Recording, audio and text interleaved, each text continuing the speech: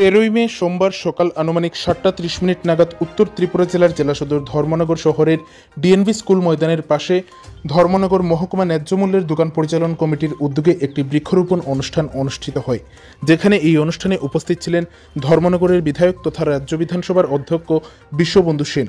এছাড়াও উপস্থিত ছিলেন ধর্মনগর মহকুমা ন্যায্য মূল্যের দোকান পরিচালন কমিটির সভাপতি বাবলি রানী দাসকর, সম্পাদক বিশ্বজিৎ দেব, কোষাধ্যক্ষ মিতালি দেব, কাউন্সিলর অমর দেব সহ সকল সদস্যরা। জানা যায় এই বৃক্ষরোপণ অনুষ্ঠানটি 4টি বিধানসভা কেন্দ্রে অনুষ্ঠিত হবে, যেখানে এই 4টি বিধানসভা কেন্দ্রে মোট 250টি চারাগাছেরও অধিক চারাগাছ লাগানো হবে। ধর্মনগর মহকুমা ন্যায্য মূল্যের দোকান পরিচালন কমিটির এই উদ্যোগকে সাধুবাদ জানান ধর্মনগরের বিধায়ক তথা রাজ্য বিধানসভার অধ্যক্ষ বিশ্ববন্ধু সেন। উৎসব এবং কর্তব্য বলে আমরা মানুষের মনে আবেগ তৈরি করতে পেরেছি। 2018 সাল থেকে আমাদের স্লোগান ছিল ক্লিন ধর্মনগর, গ্রিন ধর্মনগর, লাভ ধর্মনগর। ধর্মনগরকে ভালোবাসলে সবুজায়ন হবে, ধর্মনগর ভালোবাসলে পরিষ্কার পরিচ্ছন্ন থাকবে। সেই হিসাবে রেশন শপ ডিলার, আমরা এতদিন জানতাম রেশন শপে মানে ন্যায্য মূল্যের দোকান থেকে লোকে তার ব্যবহার সামগ্রী, চাল, ডাল, তেল, যা যা রান্নার ব্যবহার সামগ্রী মানুষ তার ন্যায্য মূল্যে পেয়ে থাকে। ওনারাও এসেছেন এগিয়ে বৃক্ষরোপণের ক্ষেত্রে। এটা যথেষ্ট গুরুত্বপূর্ণ এবং ধন্যবাদ, আরও ওনাদেরকে ধন্যবাদ জানাই। সর্বস্তরে আমাদের, বিশেষ করে আমাদের ভারতীয় জনতা পার্টি সকল স্তরের নেতৃবৃন্দ, কর্মী ভাই বোনেরা, পুরসভা, গ্রাম পঞ্চায়েত সবাই মিলে আমরা ব্যাপক উৎসাহ তৈরি করতে পেরেছি। বেশ কয়েক বছর ধরে বৃক্ষরোপণ হয় এবং এই বৃক্ষরোপণের পরিপ্রেক্ষিতে কি হয়েছে, ধর্মনগর কিন্তু অনেকটা আমরা সবুজায়ন করতে পেরেছি। এবং বিজ্ঞানীদের অভিমত এই মুহূর্তে সারা পৃথিবীতে 1 লক্ষ কোটি গাছ শর্টেজ। প্রকৃতির ভারসাম্য অলরেডি নষ্ট হয়ে গেছে।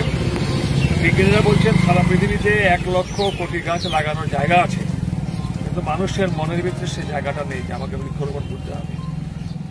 এই গাছগুলো বড় হলে সবুজায়ন হবে। এবং সবচেয়ে ইন্টারেস্টিং হচ্ছে একটা শিশু বালিকা, সে হাত লাগিয়েছে, একেবারে নবপ্রজন্ম। এর ভেতরে যদি আমরা বৃক্ষরোপণের উৎসাহটাকে সঞ্চার করতে পারি, নিজের হাতে গাছ লাগিয়েছে, ও যত বড় হবে তার ভিতরে আগ্রহটা আরো বেশি প্রস্ফুটিত হবে। সকলের এগিয়ে আসা উচিত, নির্বিশেষে ধর্ম, জাত, পাত, রাজনীতি, বর্ণ, সকলের এগিয়ে আসা উচিত। কারণ বৃক্ষের উপরে যতটা পড়াশোনা করেছি দেখেছি, আজকে থেকে 20, 25, 30 বছর আগে এই বৃক্ষগুলো যে পরিমাণ অক্সিজেন দিত, তার অক্সিজেন কিন্তু শর্টেজ হয়ে গেছে। তার কারণ প্রকৃতির মধ্যে প্রত্যেকে তার সঙ্গীর সাথে যায়, মনুষ্যকুল, জীবকুল, প্রাণীকুল, এমনকি বৃক্ষ কিন্তু ছেদন হতে হতে বৃক্ষ তার সঙ্গী কিংবা সঙ্গিনী হারিয়ে ফেলার পরিপ্রেক্ষিতে তাদের গ্রোথ কমে গেছে। তারা যে শালক সংশ্লেষ সৃষ্টি করে তার সেই ক্যাপাসিটি কমে গেছে। আগামী 50 বছর পর দেখা যাবে বৃক্ষ আর অক্সিজেন দিতে পারছে না, কারণ তার ক্যাপাসিটি ফিনিশ। তখন তো মানুষ অটোমেটিক শ্বাসকষ্টে বিভিন্ন রোগগ্রস্ত হবে, মরে যাবে। তাই প্রাকৃতিক ভারসাম্য রাখতে গেলে বৃক্ষরোপণ মানে আমরা মা বলে ডাকি, বৃক্ষ মা, অত্যন্ত প্রয়োজনীয়, জরুরি। এবং বিশেষ ধর্মনগর এটাকে আমরা একটা মোটামুটি উৎসবের উৎসাহ এবং উৎসব রূপদান করার চেষ্টা নিয়েছি, অনেকটা সফল হয়েছি। মিডিয়ার বন্ধুরা সবাই এগিয়ে আসুক, সবাই সর্বস্তরের জনগণ এগিয়ে আসুক। লক্ষ্য করবেন এই যে 15 কোটি গাড়ি কাছাড়, ত্রিপুরা সহ বিরাট তাপপ্রবাহ বইছে। তার থেকে আগরতলা, কুমারঘাট থেকে, আমবাসা থেকে, পাথারকান্দি থেকে ধর্মনগরের তাপমাত্রা 1.5, 2, 2.5 ডিগ্রি সেন্টিগ্রেড কিন্তু কম আছে, হিট কম।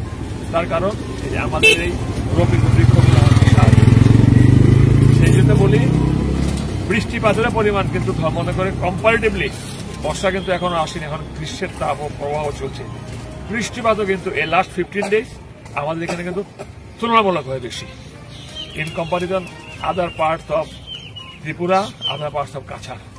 এটা হচ্ছে শুধু সম্মিলিত সবাই বৃক্ষরোপণের প্রয়াস। সকলেই এগিয়ে আসুন। ধন্যবাদ।